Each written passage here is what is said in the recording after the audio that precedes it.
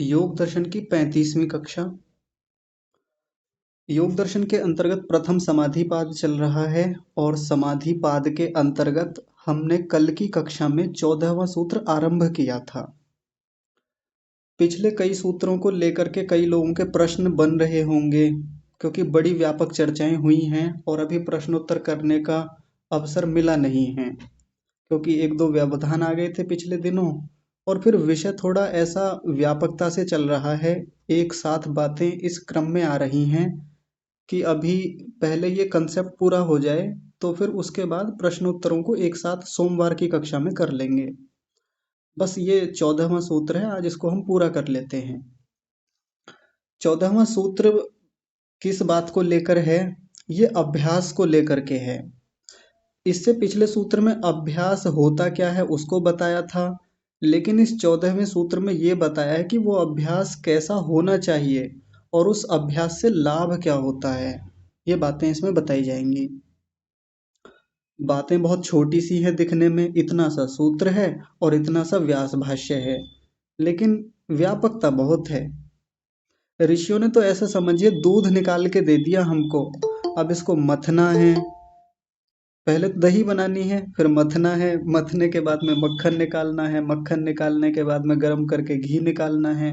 वो एक पूरी प्रक्रिया हमको स्वयं करनी होगी। हालांकि एक दृष्टि से देखें तो उन्होंने घी ही निकाल के दिया है हमको। उन्होंने बहुत मंथन किया होगा, बहुत चिंतन, बहुत अनुभव रहे होंगे उनके, तब उन्होंने बिल्कुल सार रूप में हमको ये चीजें उपलब्ध कराई हैं, प्राप्त कराई हैं। लेकिन फिर भी हम एक मोटी मोटी दृष्टि से देखें तो उन्होंने हमको दूध निकाल के दिया, अब मथना हमारे हाथ में है, इससे घी निकालना हमारे हाथ में है।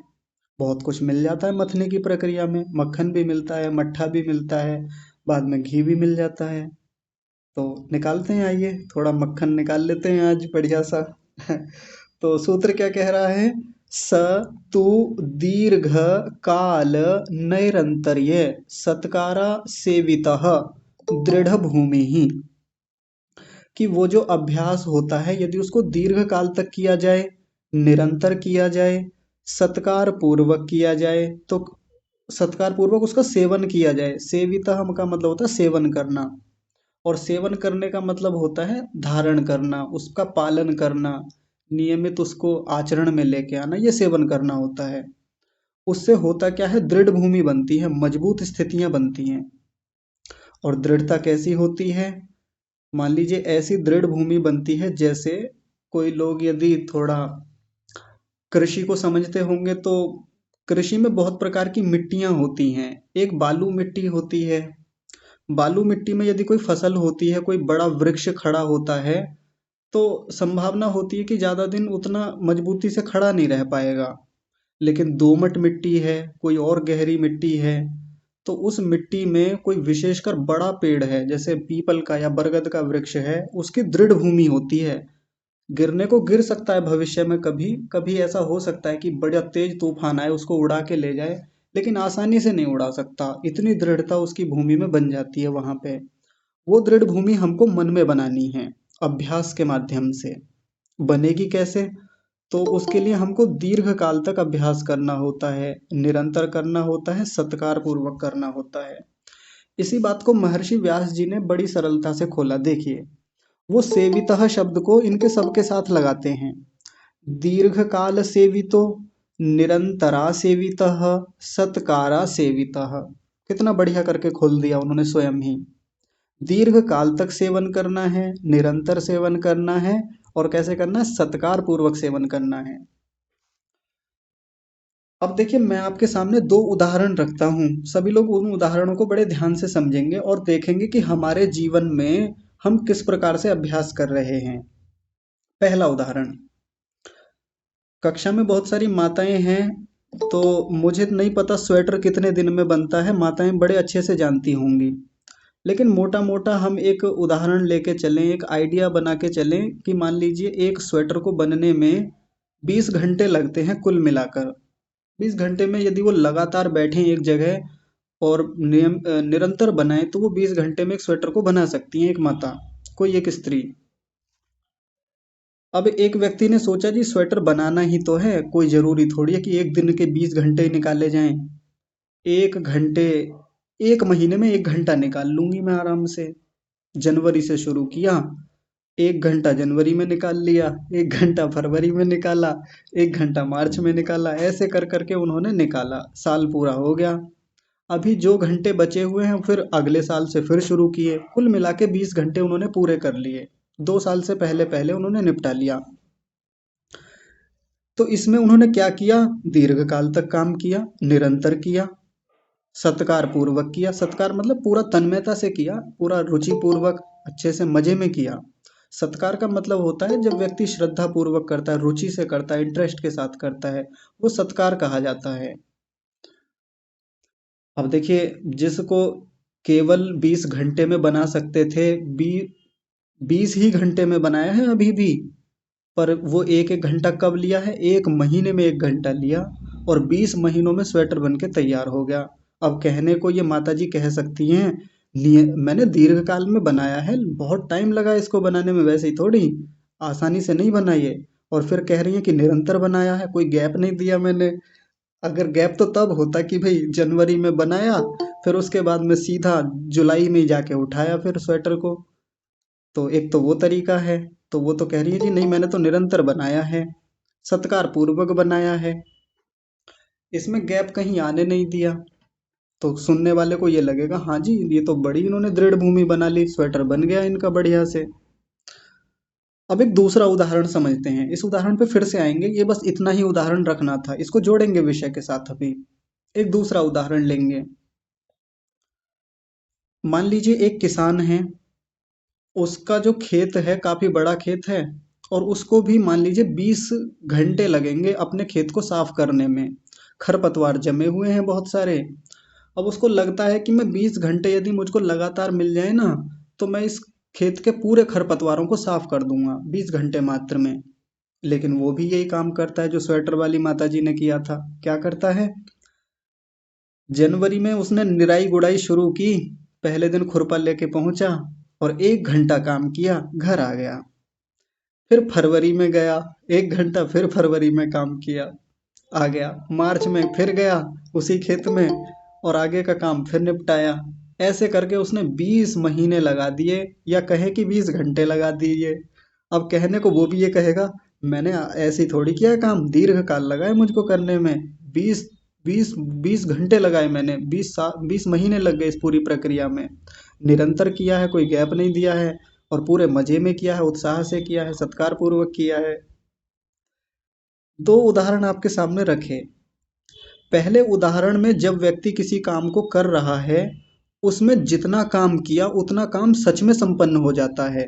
1 घंटे किसी माताजी ने स्वेटर बुना, तो स्वेटर बुनने की प्रक्रिया में इतना काम हो गया तो हो गया। अब किसी के साथ ऐसा थोड़ी होता है कि स्वेटर इतना बन गया तो अगर बीच में रख दिया, कोई काम याद आ गया, तो फिर स्वेटर कमजोर पड़ जाएगा, स्वेटर आगे बढ़ नहीं पाएगा जी, फिर से नए सिरे से शुरू करना पड़ेगा। ऐसा थोड़ी होता है स्वेटर के साथ, जितना बन गया बन गया।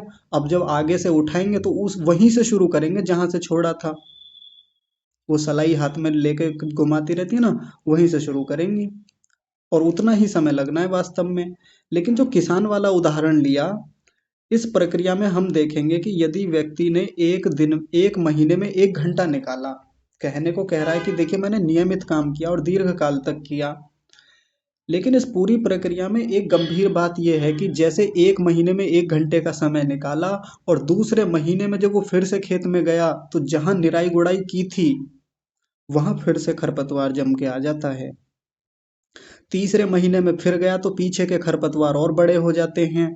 उसको दूसरे सामने वाले देखने वाले को या सुनने वाले को तो ये लगेगा कि अरे ये तो ऐसे करेगा तो हो ही जाएगा, इसमें क्या है, भले 20 महीने लग जाएं, 20 महीने क्या 20 साल लग जाएं, एक ना एक दिन तो खेत साफ हो ही जाएगा।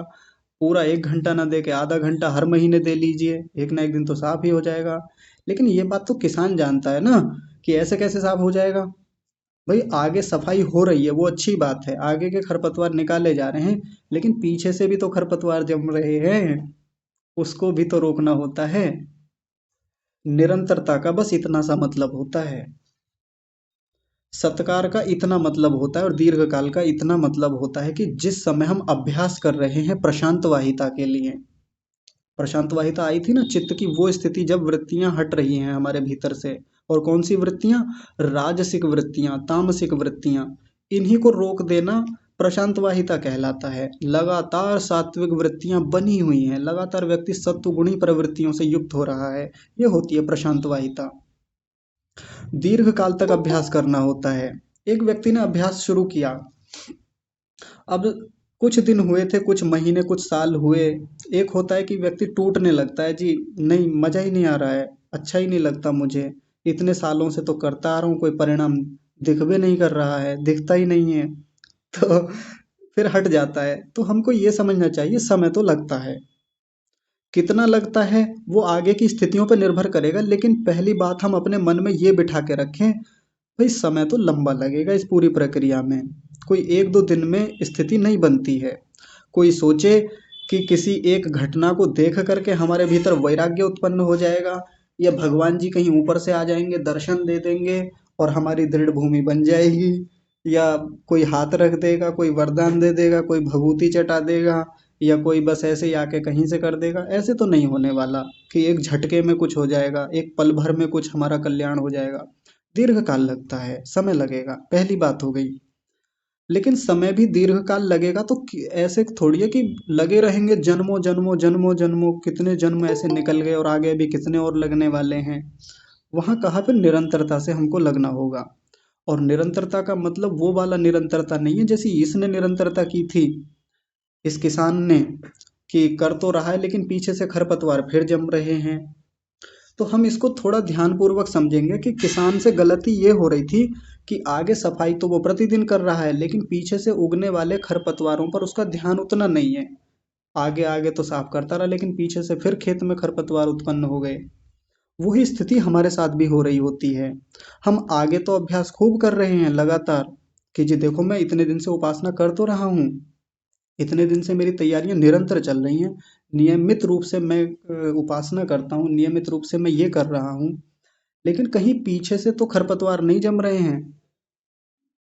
व्यक्ति कह रहा है कि लंबे समय से किया है, निरंतर किया है, लेकिन हो सकता है पीछे से जमने वाले खरपतवार, यानी पीछे से आने वाली जो क्लिष्ट वृत्तियां हैं, क्लिष्ट संस्कार हैं, या कुछ भी खराब चीजें हैं जो आके हमको बाधित करती हैं, यदि उनकी मात्रा अधिक है तो बताइए क्या वो निरंतरता लाभकारी है? ऐसी निरंतरता जैसी उस किसान की निरंतरता थी, बिल्कुल लाभकारी नहीं है। या तो उसकी निराई गुड़ाई करने की तीव्रता इतनी अधिक हो कि बड़ी जल्दी जल्दी निराता चला जा रहा है, इतनी जल्दी पीछे से खरपतवार आ नहीं रहे हैं। बाई चांस आ भी गए पीछे से खरपतवार तो जल्दी जल्दी नरा के वो पहले आगे का खत्म करके आ गया, 20 घंटे में जल्दी जल्दी आगे का खत्म कर लिया, फिर पीछे से छोटे मोटे जो खरपतवार उग के आए पीछे से पूरी गति से आया, इस बार उनको भी साफ कर दिया। एक ये तरीका होता है बढ़िया से।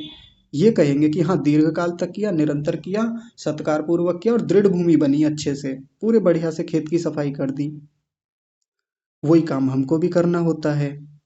यदि हमारी तीव्रता, हमारा किया गया अभ्यास, उसमें गति है, उसमें पूरी सात्विकता है, सत्कार पूर्वक हम करते हैं, रुचि पूर्वक करते हैं, सत्कार होना चाहिए, श्रद्धा होनी चाहिए, रुचि होनी चाहिए, और गति ठीक ठाक है, और पीछे से प्रवृत्तियों को रोका हुआ है, जो राजसिक वृत्तियां बार बार आती रहती हैं, जिनको हम खुद भी लाते रहते हैं, राग के संस्कार हैं, द्वेष के संस्कार हैं, बार बार बने जा रहे हैं, या तो उनकी गति को कम कर दिया जाए, तो पी आगे हम अभ्यास हमारा थोड़ा बहुत कमजोर रह भी जाए, कोई बात नहीं, काम चल जाएगा उतने से भी।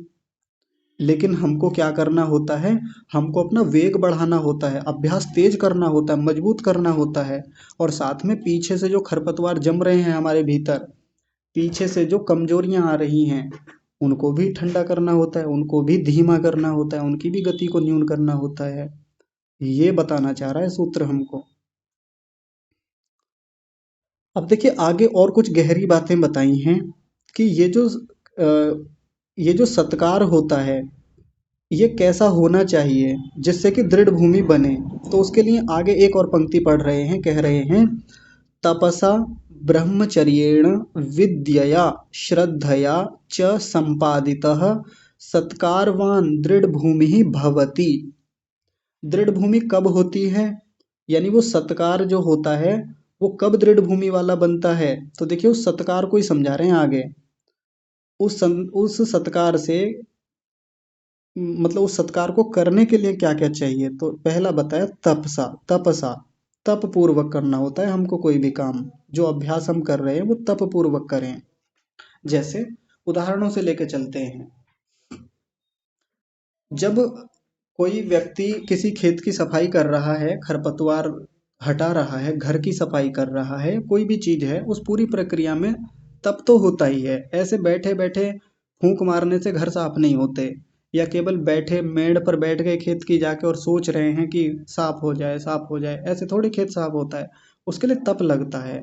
और तप लगने की प्रक्रिया में व्यक्ति को बहुत कुछ सहन करना होता है। तप को आगे समझेंगे दूसरे पाद में। यम नियमों में ये तप आएगा आगे, आपने सुना होगा। तप स्वाध्याय ईश्वर प्रणिधान आता है ना, शौच संतोष तप स्वाध्याय ईश्वर प्रणिधान, तो वहां ये तप को और विस्तार से खोलेंगे। तप का मतलब होता है द्वंद्वों को सहन करना। तो जब व्यक्ति इस अभ्यास को कर रहा होता है प्रशांत वाहिता के लिए, तो बहुत सारे द्वंद्व आते हैं उसके सामने। सर्दी गर्मी, भूख प्यास, लाभ हानि, मान अपमान, सब कुछ सहने को मिलेगा आगे चल के। तप करना होता है, सहन करना होता है हमको।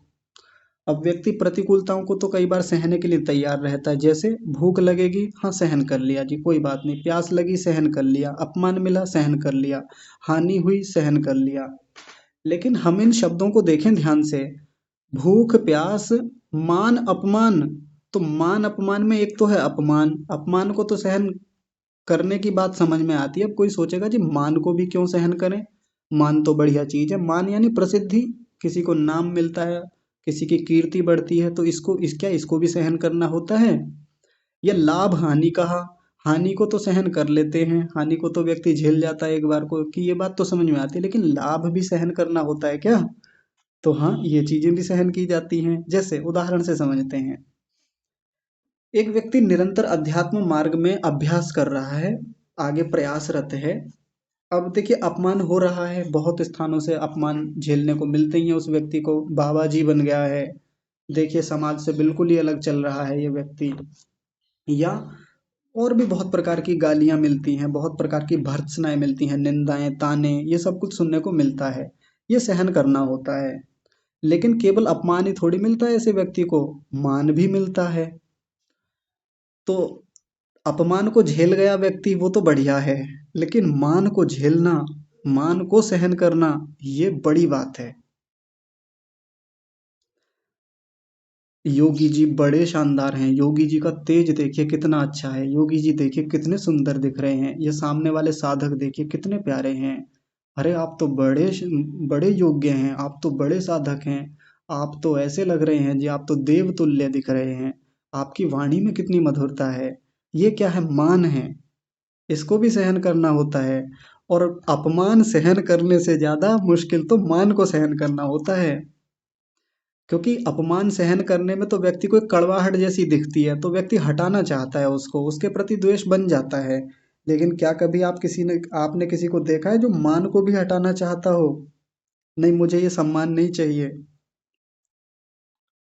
लेकिन हाँ, हम बड़े तपस्वियों को देखेंगे, बड़े योगियों को देखेंगे, तो वो मान से उतनी जल्दी प्रभावित नहीं होते, अप्रभावित रहते हैं। लाभ मिल जाए, उपलब्धियां मिल जाएं, बहुत जल्दी उछल कूद नहीं करते वो, सामने वाले की बातों में घुल मिल नहीं जाते। ठीक है, बढ़िया है, प्रसन्न रहते हैं, अपमान में भी और सम्मान में भी। तो ये हुआ तप। अब कोई ये विचार बिल्कुल ना रखे अपने मन में कि अभ्यास तो ऐसे ही हो जाएगा, बहुत मेहनत लगती है। तप कैसे होता है? एक तो अपने व्यवहार काल में तो बहुत तप करना ही होता है हमको। जैसे हमारी कक्षा में इस समय जितने भी लोग हैं, सब लोग गृहस्थ में रहने वाले हैं। आप में से शायद ही कोई लोग होंगे जो घर से बाहर रह रहे होंगे। कई लोग हैं जो वानप्रस्थ आश्रमों में रह रहे हैं, घर से बाहर हैं। उतनी जिम्मेदारियां, उतनी चिंताएं, तनाव नहीं है। लेकिन एक मेजोरिटी देखें, बहुमत देखें तो ज़्यादा लोगों का उनका है जो घर में इस समय बैठ के कक्षाएं ले रहे हैं। कई लोग तो अपनी जॉब में हैं, अपने ऑफिस में बैठे हुए हैं। अब तप तो है भाई, एक तरफ घर की चिंताएं हैं, एक तरफ पत्नी बच्चे या पति हैं, बच्चे हैं, या जिसकी जैसी जिम्मेदारियां हैं उसके अनुसार सभी लोग देखें। उन सब के बीच में समय निकालना, उन सब के बीच में सारी सब कुछ सहन करना, किसी की कोई डांट है, किसी की फटकार है, किसी के ताने हैं, किसी की गालियां हैं, पड़ोसियों की अलग लड़ाई है, रिश्तेदारों के साथ अलग मामला बिगड़ा हुआ है, या अलग जिम्मेदारियां हैं, बेटी की शादी करनी है, बेटे की शादी करनी है जी, या ये करना है, ये सेटलमेंट करना है, या किस्तें भरनी है, हजारों चीजें हो सकती हैं। उनके बीच में रह के कैसे हमको अभ्यास करना है, कैसे हमको योग साधना को आगे बढ़ाना है, तप तो लगता है। इतना तप शायद उस व्यक्ति का नहीं है जो पहाड़ों में चला गया है। उसका भी होता है, ऐसा नहीं कि वो व्यक्ति ऐसे ही वहां मजे में रहता है। कई बार लोग ये कह देते हैं कि जी पहाड़ों में रह के तप करना तो बहुत आसान है, असली तप तो घरों में है। देखिए पहाड़ों का तप एक अलग तप है। तो जो लोग ये कहते हैं ना कि असली तप तो ये घर वाला तप है, गृहस्थ वाला तप है, यहाँ आके दिखाए, पहाड़ों में जाके तप करना तो आसान है, तो ऐसे लोग जो कहते हैं एक बार उनसे कह दें कि एक बार जाके तो देखिए पहाड़ों में। जब अकेले किसी दिन नीचे सो रहे होंगे भूमि पे और सांप कोई पैरों के पास से निकल जाए, समझ में आ जाएगा कि तप क्या होता है। ध्यान में बैठे हुए इतने सामने से किसी गीदड़ तक की भी आवाज आ जाए ना रात्रि में अंधेरे में आधी रात पे, समझ में आ जाएगा कि तप क्या होता है। तो जो लोग वैसे ही कह देते हैं कि पहाड़ों में तप करना तो बड़ा आसान है, कभी गृहस्थ में आके तप करके दिखाइए तो समझ में आए। हाँ, गृहस्थ के अपने चैलेंज हैं, गृहस्थ में अपना एक तप होता है, वहाँ भी बड़ी प्रतिकूलताएं हैं। उनके बीच में रह करके निरंतर अपने साधना को, अपने योगाभ्यास को बनाए रखना बड़ी चुनौतियां हैं, बड़ी बात है। लेकिन हम उस व्यक्ति को इतना कमजोर क्यों देख रहे हैं जो घर को छोड़ के गया है। उसने राग और द्वेष को बड़ी सरलता से नहीं, बड़ी कठिनाइयों से और बड़े द्वंद्वों के साथ, बड़ी तपस्या के साथ हटाया है, तब जाके वो जंगलों में पहुंचा है। बहुत प्रकार के डरों को, भयों को उसने हटाया है। आसान नहीं होता जंगलों में जाके भी तपस्या करना। यदि किसी को ऐसा लगता है तो एक बार जंगल हो आए, एक बार देख लें कि तप होता क्या है। एक रात्रि में पता चल जाता है। और ये गांव के लोग तो बढ़िया से जानते हैं, जब किसी रात्रि में कभी पानी चलाना पड़े रात्रि में खेतों में, उस दिन समझ में आ जाता है कि वास्तव में जंगलों में रहना होता क्या है। एक छोटा सा गीदड़ भी बोल जाए, कोई नीलगाय भी पास से निकल जाए फसल को खड़खड़ाते हुए, नींद नहीं आती पूरी रात, ये स्थिति हो जाती है। तो ये तप है, तपना पड़ता है हमको। गृहस्थ में है चाहे हम बाहर हैं, जंगलों में भी रह रहे हैं, तप तो करना पड़ेगा। तप से नहीं भाग सकते हम। आगे बताया ब्रह्मचर्येण, ब्रह्मचर्य के द्वारा संपादित करें, ब्रह्मचर्य के द्वारा अपने सत्कार को और बढ़ाएं, इन सत्कर्मों को। और दृढ़ भूमि बनेगी, उसमें ब्रह्मचर्य बड़ा सहायक है। ब्रह्मचर्य का माने इंद्रियों पर संयम, इंद्रियों पर संयम करना ही होता है। और इस ब्रह्मचर्य के भीतर तो बहुत बातें आती हैं, बहुत सारी चीजें आगे चर्चा होगी इसकी भी, ब्रह्मचर्य की भी उसी के अंतर्गत आएगा, ये यमों में आ जाएगा। अहिंसा, सत्य, अस्तेय, ब्रह्मचर्य, अपरिग्रह। तो इंद्रियों पर संयम, वैसे तो सीधा सीधा कहा जाता है कि हमको मूल इंद्रिय पर संयम करना, वो भी एक अर्थ होता है ब्रह्मचर्य का, लेकिन यहाँ सभी इंद्रियों पर संयम की बात होती है, मन पर संयम की बात होती है ब्रह्मचर्य के अंतर्गत। आसान ये भी नहीं होता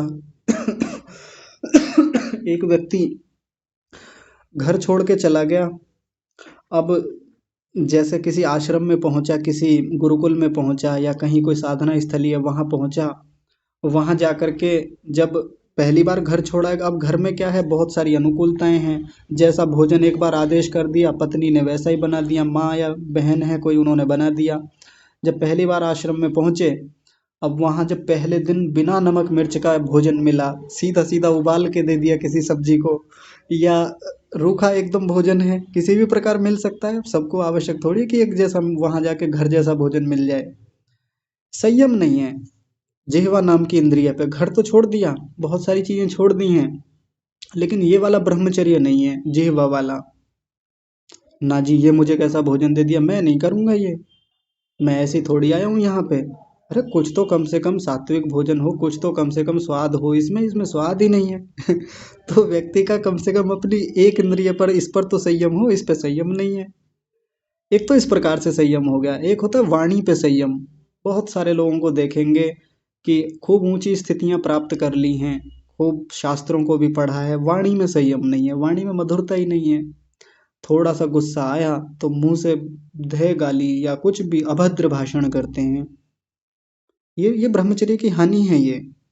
ब्रह्मचर्य की हानि का मतलब केवल वो ही नहीं होता जब व्यक्ति अपनी धातुओं का नाश करता है। ब्रह्मचर्य में बहुत व्यापकता है, बहुत बहुत व्यापक बातें होती हैं। और आगे चर्चा करेंगे ब्रह्मचर्य वाले प्रकरण में, आगे दूसरे पाद में ये आएगा। तो ब्रह्मचर्य का पालन पूर्वक हम अपने सत्कार को और दृढ़ करें, संपादित करें इसको। आगे देखिए, अगली एक और बात बड़ी गंभीर है, वो है विद्या, विद्या पूर्वक। यानी ये जो पूरा सत्कार चल रहा है, ये जो अभ्यास चल रहा है, इसमें विद्या की बड़ी आवश्यकता पड़ती है। आप आजकल के तथाकथित आध्यात्मिक गुरुओं के पास जाएं, तथाकथित आध्यात्मिक स्थलियों में जाएं, तो वहाँ लोग ऐसे ही लाल कपड़ा पहन लिया है या कुछ स्थितियां बना ली हैं, लंबे लंबे बाल रख लिए हैं और सोच रहे हैं कि हम योगाभ्यास कर रहे हैं, हम बड़े योगी हो गए हैं। किसी शास्त्र को पढ़ा नहीं है, विद्या कुछ है नहीं, उन्हें गायत्री मंत्र तक नहीं आता, या कुछ मंत्र आ गए हैं तो सोचते हैं जी बस बहुत है। ज्ञान की क्या आवश्यकता होती है भक्ति में? ये एक बड़ी खराब धारणा हमारे हिंदू समाज में आ गई कि भक्ति में ज्ञान की क्या आवश्यकता होती है। कहाँ किसको तर्क वितर्क करने हैं? अरे कौन इन सब झंझटों में पड़े, कौन संस्कृत पढ़े फालतू में। शास्त्र वास्त्र तो ये उन सब लोगों के लिए हैं जिनको अपना कोई कर्म कांड करने हैं, जिनको पंडित बनना है, जिनको अध्यापक बनना है, आचार्य बनना है, ये वो पढ़ें शास्त्र। हमको तो भक्ति के मार्ग पे जाना है, हमको बस सीधे बस परमात्मा की भजन करने। और क्या क्या शास्त्र पढ़ने, क्या जरूरत है शास्त्र पढ़ने की? क्या ज्ञान की क्या बात करते हो आप लोग? क्यों विद्या पढ़नी, क्यों इनमें इतना समय लगाना? ऐसे खूब मिल जाएंगे, आप चले जाइए, हमारे यहाँ तो बड़े प्रसिद्ध ऐसे तीर्थ स्थल मिल जाएंगे, और उन तीर्थ स्थलों में बैठे हुए हैं बड़े बड़े मठाधीश, या जिनको भी आप जानते हैं, खूब मिल जाएंगे एक से एक। तो विद्या बड़ी आवश्यक है। विद्या ही तो हमको बताएगी कि कैसे हम उस रास्ते पर जाएं, कैसे हम सत्कार करें, कैसे उस अभ्यास को आगे बढ़ाएं। क्योंकि पिछली जब हम 34 कक्षाओं में हमने देखा है, ये भी तो हमें विद्या से ही पता चला कि वास्तव में वो रास्ता क्या है, हमको प्राप्त क्या करना है, ये तैयारियां किस चीज के लिए हो रही हैं, ये साधना है किस बात के लिए, ये अभ्यास जो करना है, तप जो करना है, ये जो साधना करनी है, ये है किस चीज के लिए, ये विद्या ही तो बताएगी। और कौन बताएगा इस बात को? तो अज्ञानी लोग, मूर्ख लोग, अनपढ़ लोग कभी भक्ति के मार्ग में नहीं बढ़ सकते। ये स्टेटमेंट बहुत शानदार बता रहा हूं मैं आप सभी को। कोई ये ना सोचे कि ये बस ऐसे ही बोल दिया है मैंने। अज्ञानी लोग, मूर्ख लोग, अनपढ़ लोग, निरक्षर लोग कभी भक्ति के मार्ग पर बढ़ ही नहीं सकते। अगर बढ़ना है तो विद्या आनी ही चाहिए, आवश्यक शर्त है। मैं नहीं कह रहा इस बात को, ऋषि ने लिख रखा है। भाई विद्या का सीधा मतलब यही तो हुआ, विद्वान बनना ही पड़ेगा हमें उसके लिए। अच्छा बताइए, इतनी बातें पिछले हमने 34-35 दिनों में हमने समझी हैं, ये बिना विद्या के आ गई, बिना ज्ञान के आ गई? क्या अनपढ़ व्यक्ति यदि इन सब बातों को न जानता, या हम ना जानते पिछले दिनों में, या जहाँ से कुछ लोगों ने पहले योग दर्शन पढ़ रखा है या शास्त्र पढ़ रखा है, यदि वो ना पढ़ा होता और हमारे लिए ये अक्षर भैंस बराबर होते, ये लाल अक्षर या काले अक्षर जो भी हैं, ये भैंस बराबर होते, तो बताइए क्या वो प्रयास हमारा सही दिशा में हो पाता? फिर हम भी कहीं माथा टेक रहे होते, हम में से भी कितने सारे लोग कहीं नारियल तोड़ रहे होते बिना बात के ही, या कहीं जाके और किसी के पैर रगड़ रहे होते, किसी के शरीर के मल को, वो होता है ना, जैसे एक बाबा था रामपाल नाम का, वो उसके ऊपर दूध गिराते थे और वो जितना उसके शरीर से मैल छूट के आता था, जिस पात्र में इकट्ठा होता था, उसको चरणामृत या जो भी कुछ कह के पिया जाता था, और सोचते थे इसी से कल्याण हो जाएगा हमारा। तो यदि विद्या न होती तो हम भी किसी ऐसे व्यक्ति के चरणों को चाट रहे होते, उसके चरणामृत को पी के सोच रहे होते कि हाँ हो जाएगा इससे कल्याण, या किसी ने थोड़ी भभूत चटा दी या किसी ने कुछ और दे दिया तो हम उसी से अपना कल्याण मान रहे होते। ये अज्ञानता है, मूर्खता है, सीधी बात है। मूर्खता का मतलब जहाँ ज्ञान नहीं है हमको, गलत दिशा है हमारी। विद्या बताएगी हमको सही मार्ग क्या है, ऋषि बताएंगे हमको वो मार्ग क्या है। उन्होंने लंबा अभ्यास किया है तब इतनी गहरी बातें हमको दी हैं, यही तो विद्या है, और क्या है। कई बार ऐसा कहा जाता है जी, अध्यात्म सरल लोगों के लिए कैसे हो? अध्यात्म जो मतलब अनपढ़ लोग हैं या जो एकदम निम्न तबके के लोग हैं, आप इतना सरलता से क्यों नहीं पढ़ाते उन लोगों के लिए? कुछ ऐसी बातें कीजिए जिससे कि उन एकदम अनपढ़ लोगों को, जो एकदम देहात के लोग हैं, उनको भी अध्यात्म समझ में आए। ये इतनी क्लिष्ट बातें आप क्यों करते हैं? शास्त्र की बातें, ऐसी बातों क्या उन्हें समझ में आ पाएंगी? तो हमेशा आचार्यों को, विद्वानों को ये तो कहा जाता है जी, विद्या की बातें क्यों करते हो, क्यों ऐसी कठिन बातें करते हो, जटिल बातें करते हो। लेकिन कभी कोई ये नहीं कहता है अनपढ़ों को जाके, या वो जो लोग अभी पढ़ नहीं पा रहे हैं, बढ़ नहीं पा रहे हैं, बढ़ना ही नहीं चाहते हैं, कि भाई आप भी तो प्रयास करो आगे बढ़ने के लिए। हमेशा विद्वानों को तो इस बात के लिए प्रेरित किया जाता है कि जी अपनी भाषा को थोड़ा सरल कीजिए, अपनी भाषा को थोड़ा ऐसा कीजिए जिससे कि उन लोगों को भी समझ में आए जो अनपढ़ हैं, जो लोग पढ़ नहीं सकते। लेकिन उनको कभी नहीं कहा जाएगा जी आप भी तो पढ़िए, आप भी तो आगे बढ़िए। और सरल सरल सरल करने के चक्कर में हमने क्या से क्या नहीं बना दिया शास्त्रों का। विचार करिए, ये बड़ी गंभीर बात है। पहले हमारे यहाँ रामायण संस्कृत में थी। जब तक संस्कृत में थी तब तक बड़ी उत्तम स्थितियां रहीं। उसको सरल किया, अवधि में लेके आए और भाषाओं में लेके आए। और अब कितने प्रकार की रामायण है? 100 से ज्यादा प्रकार की रामायण हमारे यहाँ आ गई। इतनी सरल कर दी हमने, इतनी सरल कर दी। राम को ऐसा बना दिया जैसे राम कोई महापुरुष ना हो के, पता नहीं क्या से क्या बना दिया उनको। किसी ने तो बिल्कुल भगवान से भी ऊंचा दर्जा दे दिया और किसी ने एकदम साधारण मनुष्य बना दिया उनको। तो यदि शास्त्र जैसा था उसको वैसा ही रहने देते और सामान्य लोगों को भी उठाने का प्रयास करते, तो बिल्कुल आता समझ में। और जितना सरल करके हमने बताया, लोग वहीं के वहीं रहते हैं। कभी बढ़ पाए बताइए?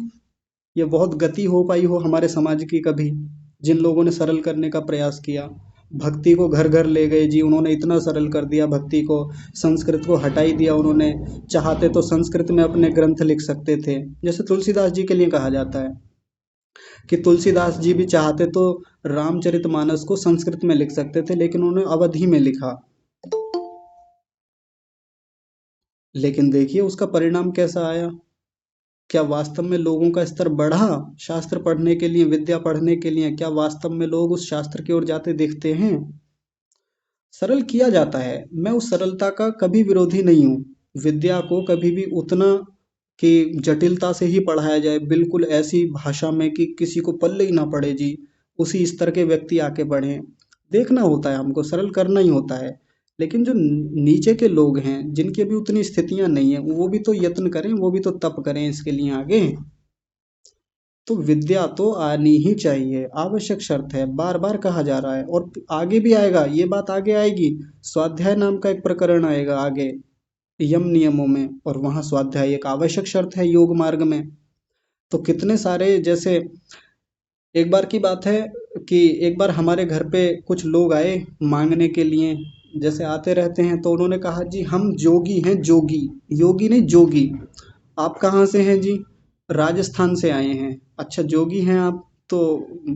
तो आप तो योग को जानते होंगे बढ़िया से, करते होंगे योग। हाँ जी करते हैं ना हम। कौन सा योग करते हैं? कौन सा क्या योग, तो योग ही होता है। मैंने कहा जी फिर भी कुछ तो करते होंगे। अरे कुछ क्या करना, अपना धुन ही रमाते हैं, अपना बस आराम से भजन करते हैं, ये करते हैं। मैंने कहा कोई शास्त्र पढ़ा है क्या कभी? कुछ विद्या की बातें बताइए, कुछ उपदेश तो करिए जब आप आए हैं तो। क्या उपदेश करें? ऐसा तो हमने कभी कोई पढ़ा नहीं है शास्त्र वास्त्र। ये स्थितियां आज के जोगियों की हैं, या कहें योगियों की हैं। भटकते हैं, फिर भटकाते हैं दूसरे लोगों को भी, और सोचते हैं कि ये मार्ग है, इसी मार्ग पे जाके कल्याण होना है, और कुछ होता नहीं है। ऋषि ने कहा तप पूर्वक, ब्रह्मचर्य पूर्वक और विद्या से हम संपादित करें सत्कार को। ऐसा जो सत्कारवान जो अभ्यास होता है, सत्कार से युक्त जो अभ्यास होता है, दृढ़ भूमि बनाता है हमारी भीतर से। और देखिए आगे एक और शब्द बताया, श्रद्धया। श्रद्धा तो होनी ही चाहिए। अपने लोगों के साथ ये खराब बात है कि हमारी योग में श्रद्धा ही नहीं है। जब शास्त्र की बात होगी, जब योग की बात होगी, जब समाधि की बात होगी, जब योग के विघ्नों की बात होगी, या जब गहरी भीतर की मानसिक स्थितियों की बात होगी, श्रद्धा बनी नहीं पाती हमारी। या कई बार श्रद्धा बनाने की जिम्मेदारी जिन लोगों की है, वो श्रद्धा बनने नहीं देते। किसी भी विषय को ऐसा करके बताते हैं, ऐसे करके शास्त्र को प्रतिपादित किया जाता है जैसे ये उनके बूते की बात नहीं है। इतना जटिल कर दिया जाता है। ऐसी स्थितियां उत्पन्न कर दी जाती हैं कि लगता है जी इससे तो बढ़िया है, वही ठीक है हमारा जो चल रहा है जीवन। ऐसा कर दिया जाता है शास्त्र को, या योग को कई बार ऐसा करके बताया जाता है कि जी योग तो ऐसा, योग तो वैसा, योग साधारण लोगों का है ही नहीं है, ऐसा नहीं है। श्रद्धा बन ही नहीं पाती। और कई बार व्यक्ति की खुद की भी आंतरिक स्थितियां होती हैं। मन जब लगा हुआ है संसार में, तो बताइए योग में कैसे श्रद्धा हो। तो जो हम अनुष्ठान योग का कर रहे हैं, जिन आंतरिक स्थितियों को संपादित करने के लिए हम बढ़ रहे हैं, उसमें श्रद्धा हो और भरपूर श्रद्धा हो। ईश्वर पर श्रद्धा हो वो बाद की बात है, अभी वो तो बहुत आगे की बात है, उसमें तो परम श्रद्धा होनी चाहिए ईश्वर में। लेकिन अभी जिन चीजों को लेकर हम बढ़ रहे हैं, जिस अभ्यास को लेकर बढ़ रहे हैं, इस अभ्यास में तो श्रद्धा हो। काजी हमसे तो नहीं बैठा जाता ज्यादा देर, बन ही नहीं पाता, रुचि बन ही नहीं पाती। कितने लोग मिल जाएंगे जो आध्यात्मिक लोग हैं, उनको छोड़ दें थोड़ी देर के लिए, तो आध्यात्मिक लोगों से अलग लोग जो हैं, जिनकी प्रवृत्ति सांसारिक ज्यादा देखी जाती है, का जैसे कई बार उनसे प्रयास किया जाता है, उनसे निवेदन किया जाता है जी थोड़ा संध्या कर लिया कीजिए, सुबह शाम थोड़ा ध्यान कीजिए, भगवान का नाम लीजिए, ऐसा कहते हैं तो ना, अपनी रुचि नहीं है जी इसमें। श्रद्धा का मतलब रुचि से ही तो होता है। जिस चीज में हमारी रुचि है, जिसमें हमको इंटरेस्ट आता है, मजा आता है, आनंद आता है उस चीज को करने में। अब उनकी श्रद्धा किसी दूसरी दिशा में है, तो इधर कैसे बढ़े वो। तो श्रद्धा होती है, किसी भी चीज में श्रद्धा या रुचि तब बनती है जब उस चीज से उसको लाभ दिखाई देता है। देखिए बड़ी गहरी बात है। यदि योग से हमको लाभ ही नहीं दिख रहा है, इतना सत्कार करके, जो पिछले दिनों हमने अभ्यास के बारे में बात की, इतना सत्कार किया, सत्कार पूर्वक अभ्यास किया, और उससे रिजल्ट कुछ आया नहीं अच्छा रिजल्ट, तो बताइए व्यक्ति की श्रद्धा बन पाएगी क्या उस विषय में। तो हम पहले पहले हमको वो लाभ दिखाना ही होता है, शब्दों के माध्यम से, कि ये लाभ होगा, वो लाभ होगा। जैसे कल परसों की चर्चाओं में जब हमने प्रशांत वाहिता को देखा, तो प्रशांत वाहिता का लाभ कितना है देखिए जीवन में। एक बार यदि किसी व्यक्ति का मन सात्विक वृत्तियों से युक्त होकर बहने लगे, लगातार व्यक्ति एकाग्र रहता है, किसी भी विषय को बड़े ध्यान से कर पाता है, किसी भी काम को करना है बड़े अच्छे से संपादित कर पाता है, आसानी से उस व्यक्ति को कोई चीजें तोड़ नहीं सकती, दुखी नहीं कर सकती, परेशान नहीं कर सकती। ये बात किसी यदि सामान्य व्यक्ति को बताई जाए, रुचि बन जाएगी उसकी, उस विषय में श्रद्धा बन जाएगी। और इसी श्रद्धा के आधार पे मैंने कितने ही लोगों को बढ़ते देखा है, जो योग मार्ग पे बड़ी तीव्रता से आगे बढ़ गए। कुछ दिन पहले किसी डिप्रेशन जैसी सिचुएशन में थे, कहीं तनाव था, कहीं बहुत गहरे सदमे में थे, दुख में थे, सही दिशा मिल गई किसी गुरु के माध्यम से या किसी भी तरीके से सही दिशा मिली, वहां से एक बार लाभ दिखना शुरू हो गया। शुरू शुरू में एकदम से लाभ नहीं मिलता, कई बार थोड़ा यत्न करना होता है, तप करना ही होता है हमको शुरू में भी। जैसे सही दिशा मिली, तो श्रद्धा बनती चली गई उस विषय पर। अब व्यक्ति चाहे हजार चीजें छोड़ दे, लेकिन इसको योगाभ्यास को नहीं छोड़ता फिर वो, इतनी श्रद्धा है। जैसे मान लीजिए किसी व्यक्ति की श्रद्धा या किसी व्यक्ति की रुचि क्रिकेट में है। अब क्रिकेट की रुचि वाले व्यक्ति को आप कहीं भी देख लें, वो अपना फोन लेकर के थोड़ी थोड़ी देर में स्कोर चेक करेगा। अच्छा किस किस का मैच चल रहा है जी, आज कहाँ स्कोर पहुंच गया, टॉस किसने जीता, क्या है क्या है, थोड़ी थोड़ी देर में देखेगा, थोड़ी थोड़ी देर में फिर चेक करेगा किसका विकेट गिरा, अब ये रन कहाँ पहुंच गए, ये 90 पे चल रहा है जी, इसका शतक हो गया है, ऐसे करके चलता ही है। वो श्रद्धा बनती है उसकी, कहीं भी हो किसी भी परिस्थिति में, खूब कोई कठिन काम कर रहा है लेकिन वहां भी निकाल के देख ही लेगा थोड़ी देर में। ऐसे लोगों से यारी दोस्ती करेगा। और बताओ भाई यार क्या स्कोर चल रहा है, अभी आईपीएल में क्या चल रहा है, कौन सी टीम आगे चल रही है, इसका कुल अंक कितने हो गए, रेट कितना हो गया इसका। बड़ी रुचि रखता है गहरी उसमें, लाभ दिखता है उसको उसमें, अपना मजा आता है। उसी में व्यक्ति सट्टा लगाता है, सट्टा लगाने से शायद उसको कुछ लाभ होता हो, कहीं से पैसे कमा लेता है, लाभ दिखता है, श्रद्धा बनती चली जाती है। अन्य अन्य क्षेत्रों में लाभ दिख रहे होते हैं, हमारी श्रद्धा उधर ही बढ़ती चली जाती है उसी विषय में। तो हम जब किसी व्यक्ति को प्रेरित कर रहे हैं अध्यात्म के लिए, तो हम उसके भीतर श्रद्धा पैदा करें, लाभ बताएं पहले उसके। जैसे कई बार कई पेरेंट्स के मेरे पास कॉल आते हैं, मैसेज आते हैं, या कक्षा में भी कई बार रख देते हैं बात कि जी हमारा एक बालक है या हमारी बालिका है, 12 13 14 15 वर्ष का है या 20 वर्ष का है, और हम खूब कहते हैं उससे कि संध्या करो, ध्यान करो, यज्ञ करो। रुचि नहीं है उसकी, बैठता ही नहीं है या बैठती ही नहीं है। कितनी बार समझा लिया, कितनी बार कह लिया। वैसे देख लो पूरा पूरा दिन खेलता रहेगा, वैसे दोस्तों के साथ इधर उधर मटर गश्ती करता रहेगा और आवारागर्दी करता रहेगा, लेकिन ध्यान करो नींद आने लगती है उसको, भागने लगता है। तो मैं कहूँगा कि आपने ठीक से लाभ रखे ही नहीं उसके सामने, या आपने खुद को भी उस रूप में रखा ही नहीं कि सच में आपने भी लाभ देखे हों। आपने खुद ही लाभों को महसूस नहीं किया। मैं पहला प्रश्न उन्हीं से करता हूँ, सीधा उन्हीं पेरेंट्स से जो अभिभावक हैं। मैंने कहा आप बताइए, चलिए योग के लाभ बताइए, आपने क्या लाभ देखे? तो ले दे के दो चार लाभ बता देते हैं। क्या क्या लाभ बताते हैं? शरीर स्वस्थ रहता है। मैंने कहा जी और बताइए। कब बस आत्मा थोड़ा प्रसन्न रहता है, मन ऐसा इधर उधर नहीं जाता। मतलब बड़े अटपटे से, बड़े बेढंगे से, बड़े अव्यवस्थित तरीके के लाभ वो गिनवाते हैं। मैंने कहा ये तो बड़े छोटे से लाभ हैं, ये तो बड़े न्यून से लाभ आपने बता दिए। शरीर स्वस्थ रहना ये योग का उतना बड़ा परिणाम नहीं है, योग का परिणाम कुछ और है।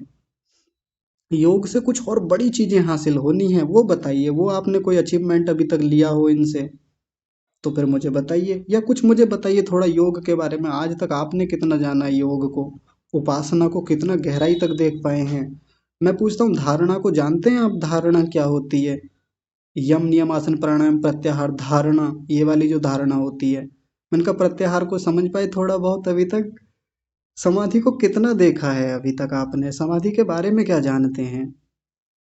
प्रशांत वाहिता को कितना पकड़ पाए हैं? वैराग्य का पता है थोड़ा बहुत आपको? वैराग्य के लाभ कितने बड़े हैं? वैराग्य वास्तव में क्या है पता है कुछ? ये तो नहीं पता जी। क्यों नहीं पता जी? पढ़ाई नहीं कभी, यानी विद्या नहीं थी। और चले हैं बच्चे को आध्यात्मिक बनाने।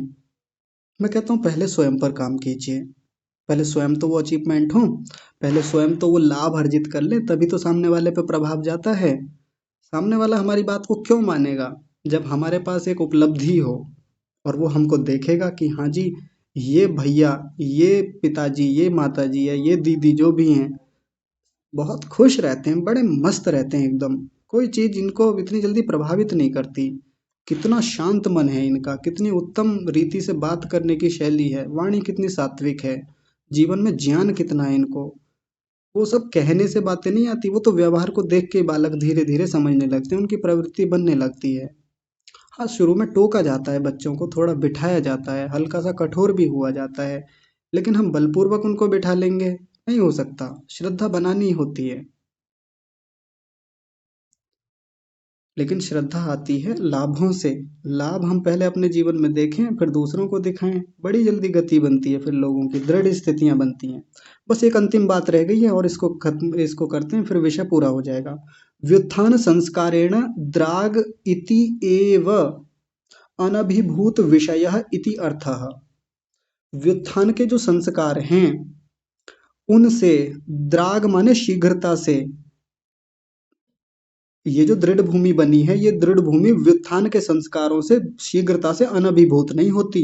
यदि हमने एक बार अच्छी स्थिति अपनी बना ली, दृढ़ भूमि बना ली, तो व्युत्थान के जितने संस्कार होते हैं, व्युत्थान मतलब योग से भिन्न जो संस्कार हैं, क्लिष्ट संस्कार हैं, वो हमारी स्थिति को बहुत जल्दी अनभिभूत, अनभिभूत का मतलब होता है प्रभावित करना, इतनी जल्दी प्रभावित नहीं कर सकते। प्रभावित तो करेंगे, जैसे वो पीपल का पेड़ लगा दिया था कहीं, भले ही रेतीली भूमि में लगा दिया, हो सकता है कोई बड़ा तूफान आए एक बार को उड़ा के ले जाए, लेकिन द्राग, द्राग माने शीघ्रता से नहीं उखाड़ सकता उसको।